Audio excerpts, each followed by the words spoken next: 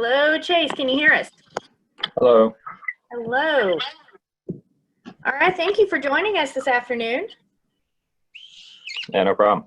We appreciate it. We're going to go ahead and get started with questions. I know we have about 15 minutes with you, so we're going to roll through as many questions as we can. And we're going to kick off with Bob Pockris. Bob, go ahead with your first question.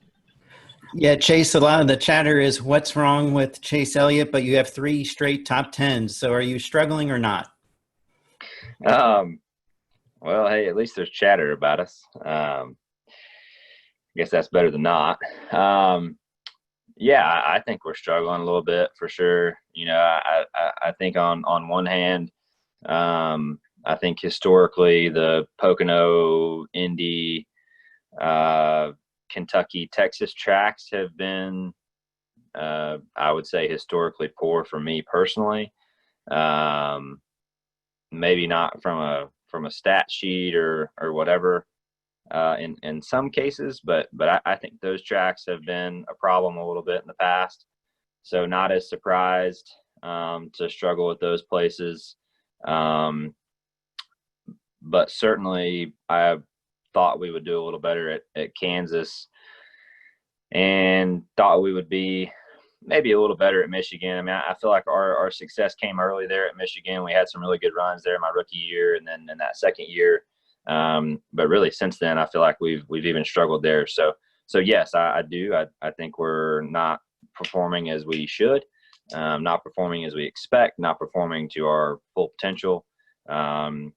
You know, whether that's me or whatever it is, I certainly expect more of all of us, myself included. So, yes, I think we're off.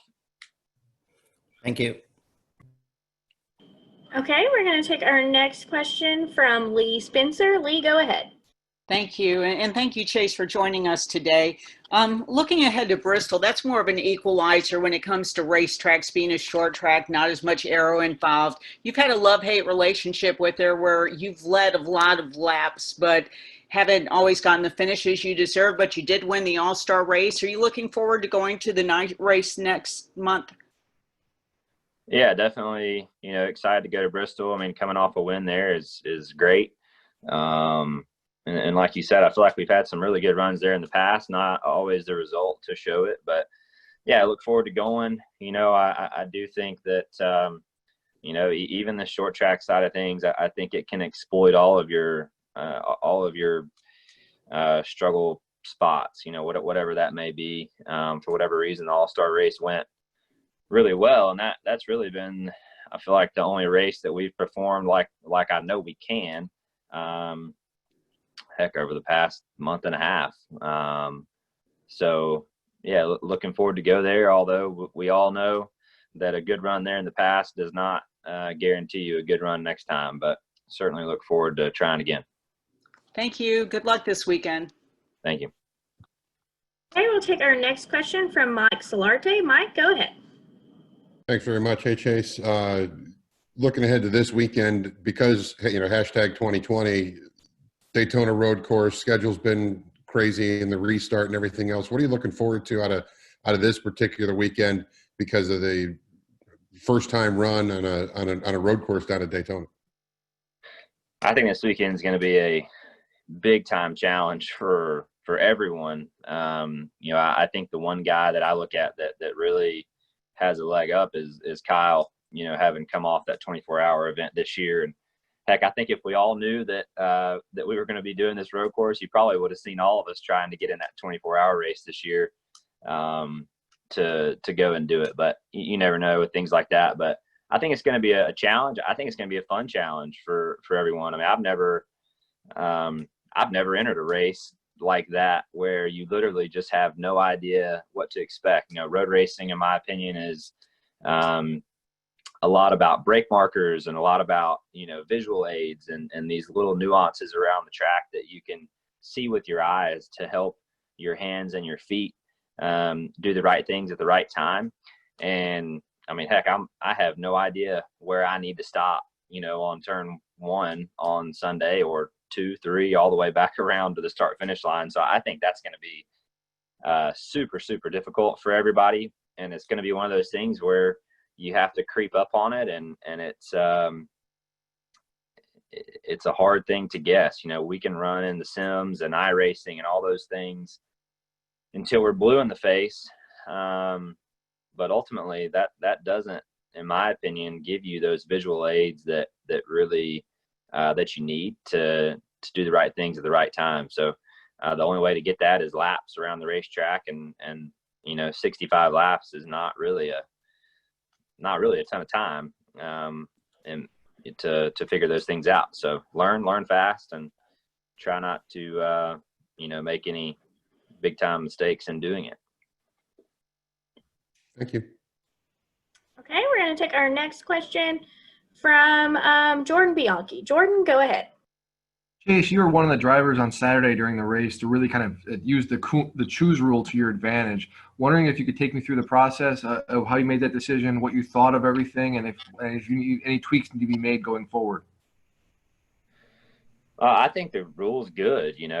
I thought that it opened up options, and to me the biggest thing about it is the way you come off pit road doesn't determine your destiny, which I think is the right thing. It eliminates the games leaving pit road, and two, I think in a lot of ways it almost puts a little more stock in your pit stop, because although it doesn't necessarily determine whether or not you're going to be odd or even, but it does allow you to pick ahead of a car or two if you're able to beat those people off pit road. So, it doesn't take any of the importance out of having a fast pit stop, because choosing before the next guy is still important, but it does allow you to pick. And I think if things work out for you, great.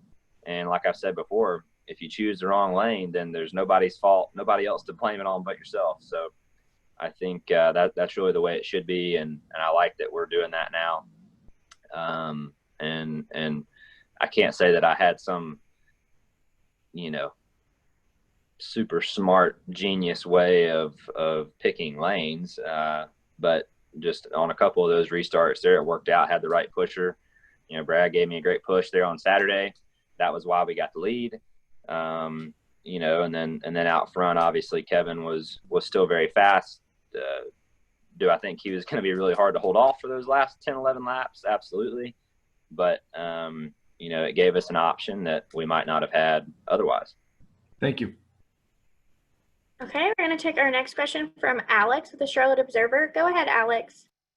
Hey, Chase. Thanks for your time. With so much contract talk this past week, and especially talk about just who's going to end up in the 48 car, I'm curious kind of who you personally want to see replacing Jimmy next year in that 48. I'd love for Jimmy to stay. How about that? I think Jimmy's a great guy, and I enjoy having him as my teammate. So lobbying for him. All right, thank you. Okay, we will take our next question from Christian with Fox. Go ahead, Christian. What's up, Chase? Thanks for the time, bud. How much time have you gotten on the simulator on the Daytona road course, or any iRacing, just kind of any practice whatsoever? And what kind of concerns you about the course going in cold? Yeah, I think a lot of what I mentioned, there at the beginning, not to, double up on the same comments, but pretty much everything I said there to start. I've run some laps on iRacing. When I messed around with it on iRacing, they didn't have that chicane there on the front straightaway, which they added. Or I guess it's there, it'll be there for the race weekend. So, I'm planning on going to the Chevy Sim this week and just try to get some laps. I really think you have to be really smart about how you take that information and apply it to real life, because although you can make laps and maybe get yourself familiar with the course, those visual aids on iRacing or the Chevrolet Sim are never going to be exactly right. Sponsor logos change on the walls every time you go. Might have a section of grass that isn't green or is dead that you might use as a break point. All those things are just so dynamic that I think it's hard to take that from a simulator to real life.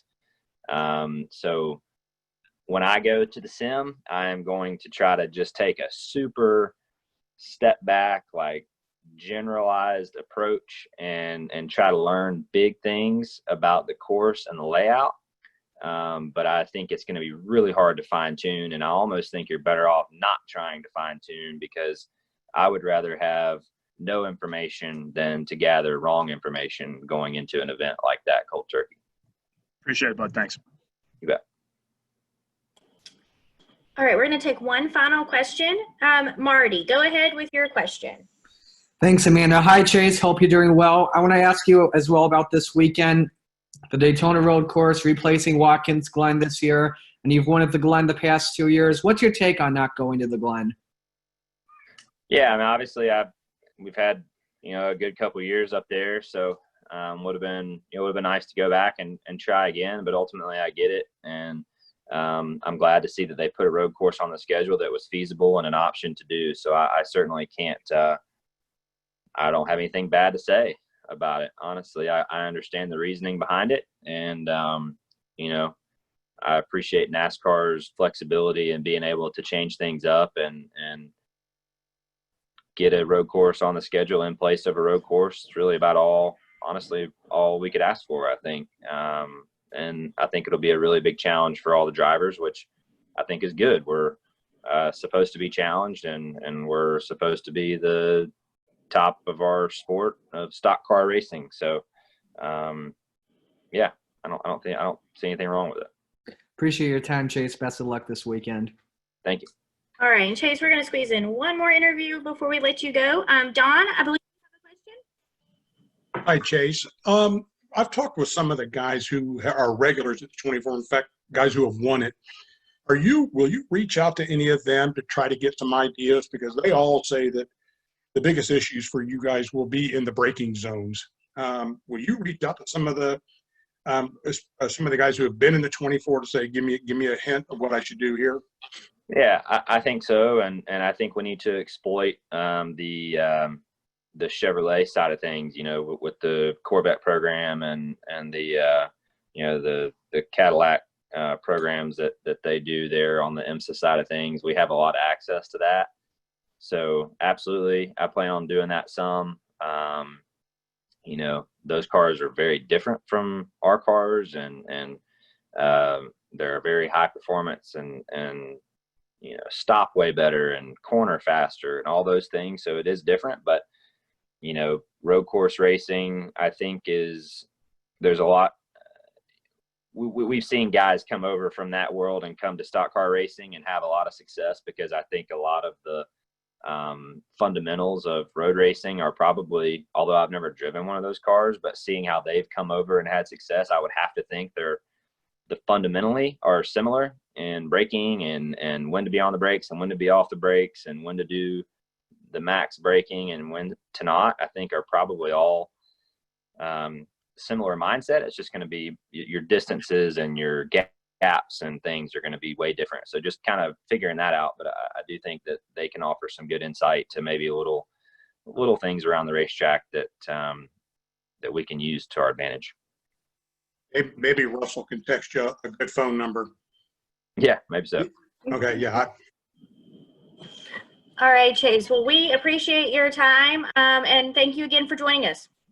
You bet. Thanks. All right, and to all the media who have joined us as well, just a friendly reminder that you can find the video and the audio from today's media avail on NASCARmedia.com just a little bit later today. And we will have additional availabilities a little bit later in the week, and we will be sending that update out here most likely by tomorrow morning. So we will talk again soon. Thank you. Thank you. I like your kitchen, Amanda. Oh, thank you.